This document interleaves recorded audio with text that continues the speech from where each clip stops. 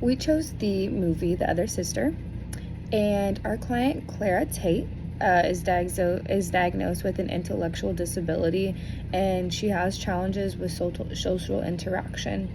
Her family dynamic is pretty old traditional.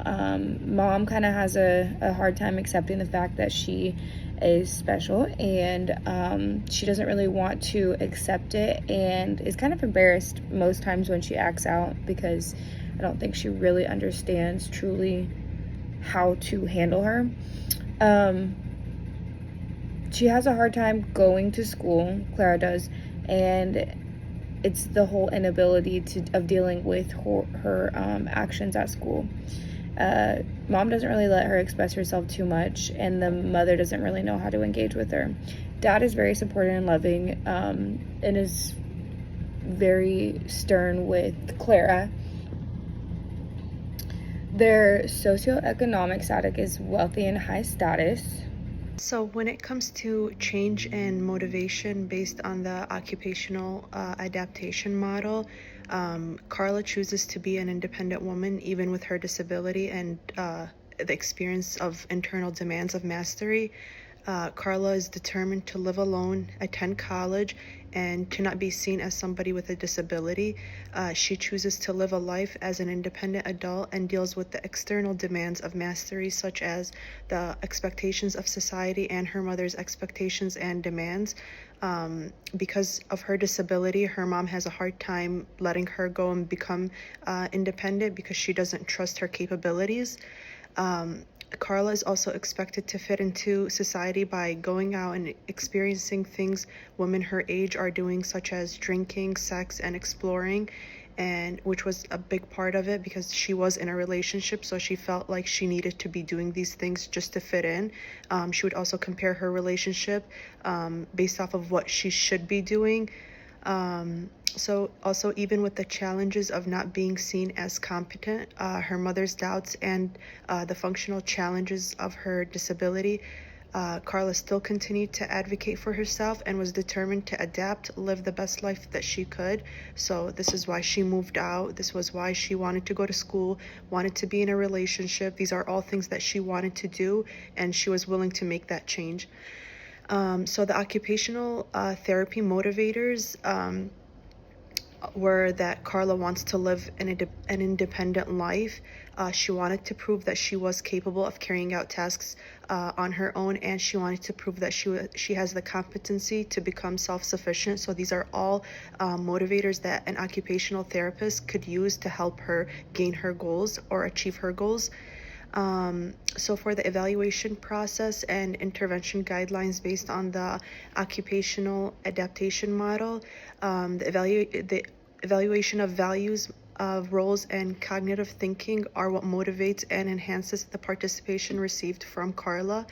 There could be two questions that an occupational therapist might wish to answer through the evaluation of Carla, which are: what activities make you feel accomplished, and what do you feel you can do to accomplish those activities, which were portrayed in the movie. She was willing to adapt, she was willing to change her environment, willing to learn just to reach her goals. And then based on the occupational adaptation model, the guidelines for intervention that are beneficial for Carla is to focus on her goals and what outcomes and roles she desires. In Carla's case, she wants to be able to go to college, have the role of being a girlfriend and an independent woman who is competent at achieving those goals.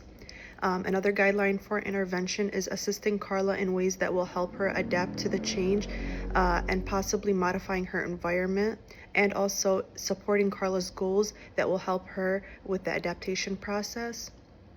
And then a strategy that a occupational therapist could use to help Carla overcome the challenges of becoming independent is using role play scenarios.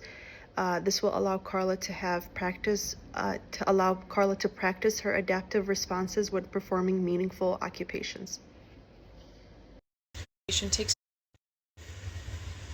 The model of human occupation takes a look at how the individual or the client performs their daily occupations, their activities of daily living.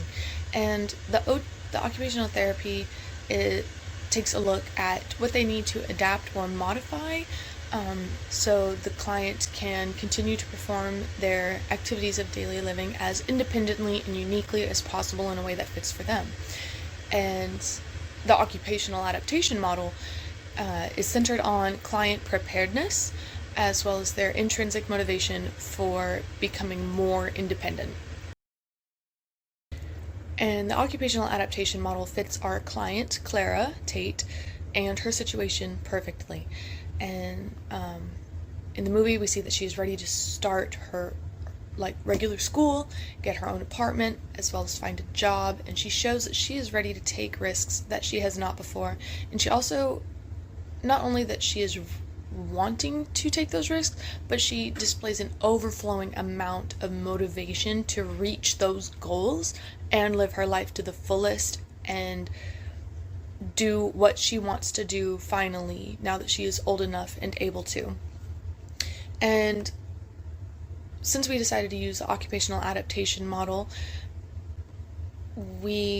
diving into it a little bit more, the occupational adaptation model requires therapists to take a step back and allow the client to take risks, to try new things. And this model defines healthy functioning by how motivated the client is and their self-confidence. And we know that Clara has a very independent mind, which allows her to be more capable of navigating old and new tasks, as well as new situations. And Clara is also very strong-willed. This pushes her to try her hardest and not give up. She is determined to reach those goals and make sure that she does what she wants to do. And as far as dysfunction and disability goes, the occupational adaptation model defines dysfunction and disability as the client having very little to no motivation and unwillingness to take risks and needing a lot of assistance from the occupational therapist. And we see that one of the things that Clara struggles with the most is when people laugh at her or laugh about something that has to do with her. She completely shuts down, and it is not easy for her to break out of that shutdown. It is very hard for her family or friends to calm her down, and she does not attempt to control her behavioral reaction or her physical reaction in those situations.